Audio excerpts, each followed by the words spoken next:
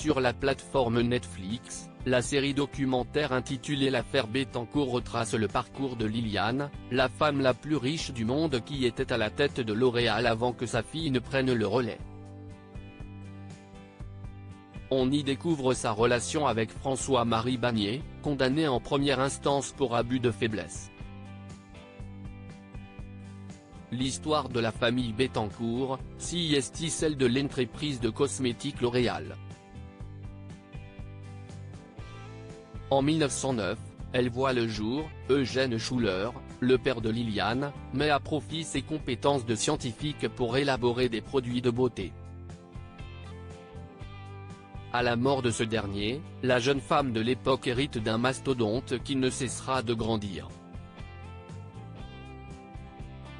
L'épouse d'André Bettencourt devient alors la femme la plus riche du monde et la 11e fortune mondiale en 2016 avec un capital de 30 milliards d'euros.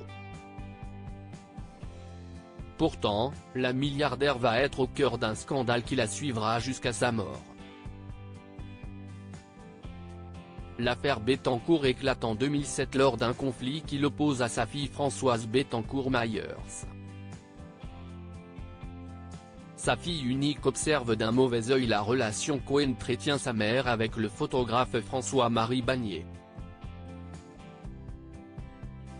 Elle comprend très vite que sa mère fait de nombreux dons à son ami, à tel point qu'il obtiendra l'équivalent de 200 millions d'euros comme le révèle la série Netflix intitulée L'affaire Bettencourt. Pour prouver cela, des enregistrements fuitent dans la presse. Sans le savoir, Françoise Bettencourt-Meyers se révèle également la fraude fiscale et les arrangements politiques dans lesquels trempe la famille. François-Marie Bagné échappe à la prison malgré la polémique qui enfle. La fille de Liliane et André ne perd pas de vue son objectif et porte plainte contre François-Marie Bagné pour abus de faiblesse.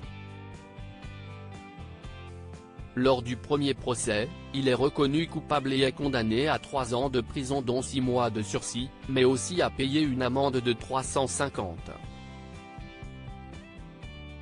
000 € et à rembourser 158 millions d'euros au Bettencourt. En 2016, François-Marie Bagné fait appel de la décision, un an avant la mort de Liliane. Il échappe ainsi à la prison et sa dette envers la famille est annulée. Néanmoins, l'État lui avait saisi plus de 100 millions d'euros. Cela ne l'a pas empêché de rester riche, avec une fortune estimée à plus de 60 millions d'euros. Discret, il a poursuivi son activité de photographe et a même exposé en 2021 au musée Arthur Rimbaud. Diaporama. Voir les photos de Liliane Bettencourt.